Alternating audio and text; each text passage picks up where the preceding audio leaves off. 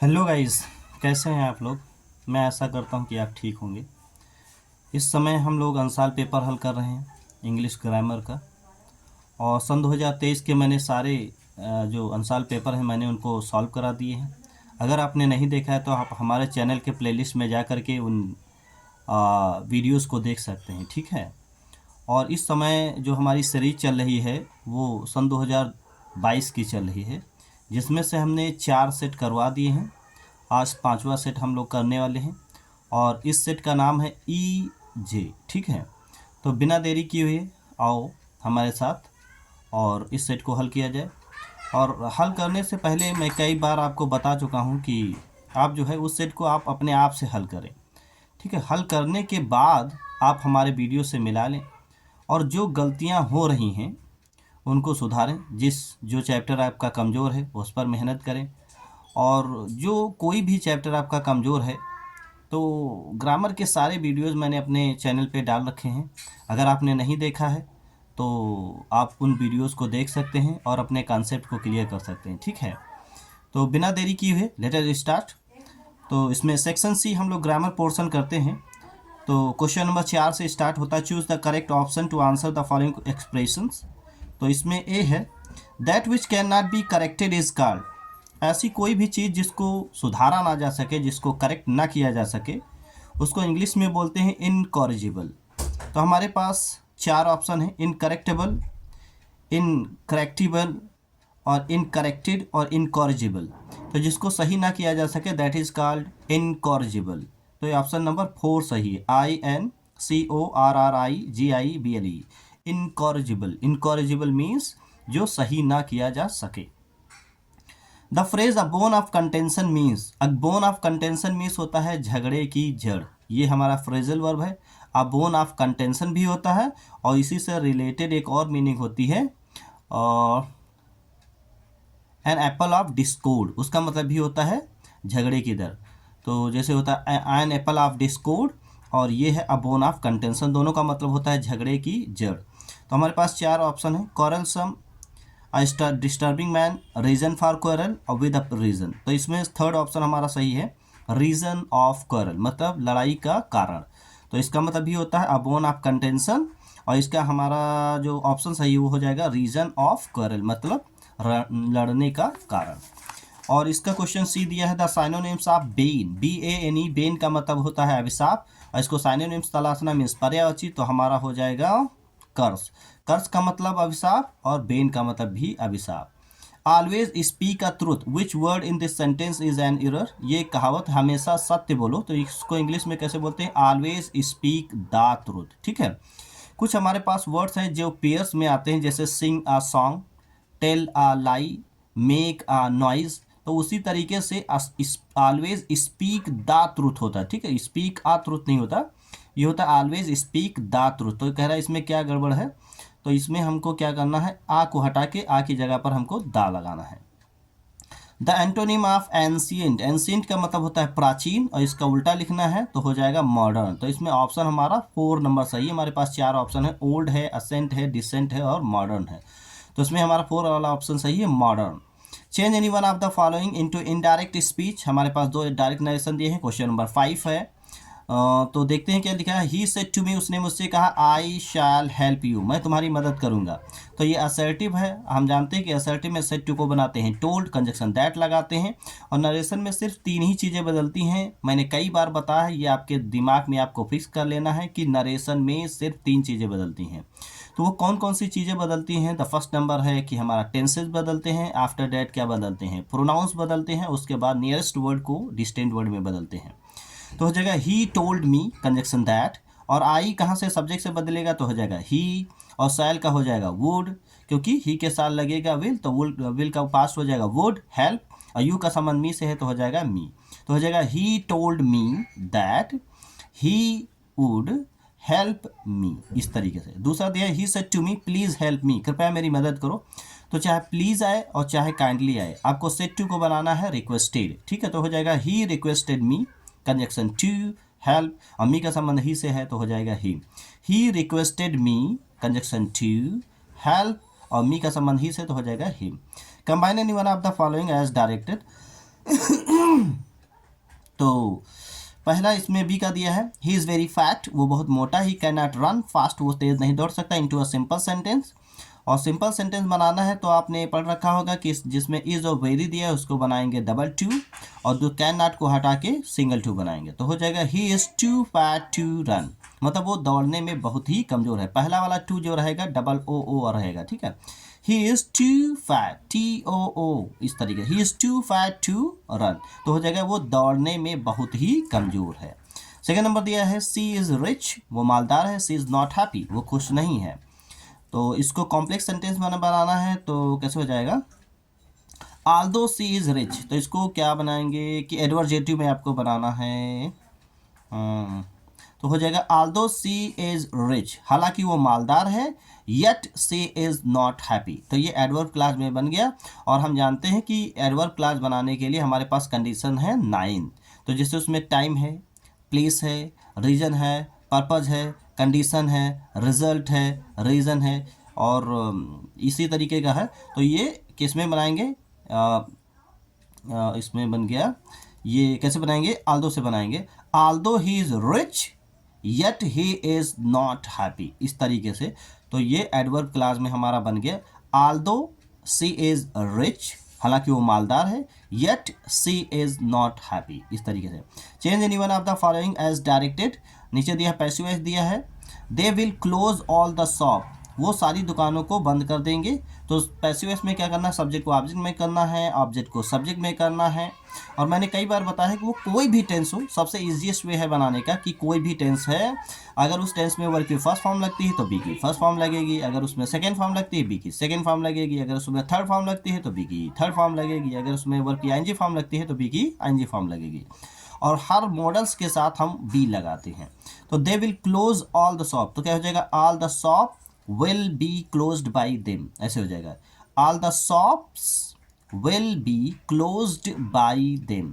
फिर से मिला लीजिए, all the shops will be closed by them.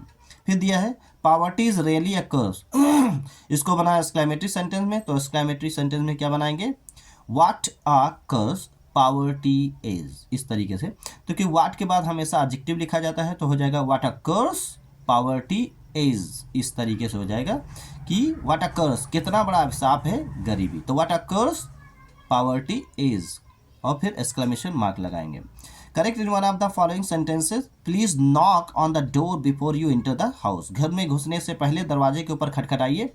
तो नॉक के पीछे हमेशा प्रेपोजिशन हम लगाते हैं एट, तो यहाँ पे ऑन गड़बड़ है, तो हो जाएगा please knock at the door before you enter the house, please knock at the door before you enter the house, इस तरीके से। दूसरा नंबर दिया, I am too happy to see you, इसको बनाना है, इसमें हाँ का गड़बड़ है, I am too happy to see you, मैं आपको देख करके बहुत ही खुश हूँ। तो हम जानते हैं कि वेरी मीन्स बहुत, मच मीन्स बहुत, और टू का मतलब भी बहुत है, लेकिन इनके अंदर डिफरेंस होता है। अगर आपने एडजेक्टिव पढ़ा होगा तो आपको क्लियर होगा, अगर आपने नहीं पढ़ा है तो आप हमारे चैनल की प्लेलिस्ट में जाकर के एडजेक्टिव पढ़ लें, तो उसमें रूल क्लियर हो जाएगा। वेरी और मच लगाते हैं पॉजिटिव चीज़ों के लिए, और नेगेटिव चीज़ों के लिए हम टू लगाते हैं। तो यहाँ लिखा है मैं तुम्हें देख करके बहुत ही खुश हुआ, तो देखना एक पॉजिटिव थिंग है, तो यहाँ पर टू ना हो करके यहाँ पर हम वेरी लगाएंगे। I am very happy to see you, यहाँ पे टू गड़बड़ है, I am very happy to see you. Use any one of the following pairs of the words in your own sentences to make the difference in their meaning clear. यहाँ हमारे पास चार दिए हैं दो होमोफोन्स दिए हैं, तो इनको क्या करना, सेंटेंस में बना करके मीनिंग को क्लियर करना है। पहला दिया है CAREER, करियर का मतलब होता है जीवन, तो इसके ऊपर सेंटेंस बनाए। अगर आप जीवन को चमकदार बढ़िया बनाना चाहते हैं तो मेहनत करिए, work hard if you want to make your career bright, कैसे हो जाएगा, work hard if you want to make your career bright. दूसरा दिया है कैरियर, CARRIER, कैरियर का मतलब होता है ले जाने वाला, तो आप बना सकते हैं सिंपल सा sentence, every cycle has a career, हर एक साइकिल में एक करियर होता है। OAR, और का मतलब होता है चप्पू या नाव चलाना, तो जैसे लिखा है ही इज़ ओवरिंग, मतलब वो नाव चला रहा है, या तो वो क्या हो जाएगा कि वो नाव चला रहा है, तो ही इज़ ओवरिंग भी हो जाएगा, या हो जाएगा नाव चप्पू की मदद से चलाया जाता है, तो हो जाएगा the boat is move with the help of oar, इस तरीके से। और दूसरा होता है ओर का मतलब होता है कच्ची धात, कोई भी कच्ची धात। तो जैसे लिखा है कि आयरन इज एन ओर, एक लोहा क्या होता है, एक कच्ची धातु होता है, मतलब उसको पिघलाने से पहले। तो क्या हो जाएगा, the iron is an ore before melting, पिघलाने से पहले लोहा क्या होता है, कच्ची धातु होता है। Translate the following into English, English में इसको ट्रांसलेट करना है। हमारे पास एक स्टोरी है। दो व्यक्ति साथ साथ यात्रा कर रहे थे। तो कैसे हो जाए, दो व्यक्ति साथ साथ यात्रा कर रहे थे। Two persons were travelling together, two persons were travelling together, या two men were travelling together. रास्ते में उन्हें एक सराय ठहरने का अवसर मिला, रास्ते में उन्हें एक सराय में ठहरने का अवसर मिला। On the way they got an opportunity to stay in, inn हो जाएगा। तो इन का मतलब में, और दूसरा इन हो जाएगा आई डबल एन, तो इन का मतलब हो जाएगा सराय। तो ऐसे हो जाएगा on the way they got the opportunity to stay an inn, इस तरीके से हो जाएगा।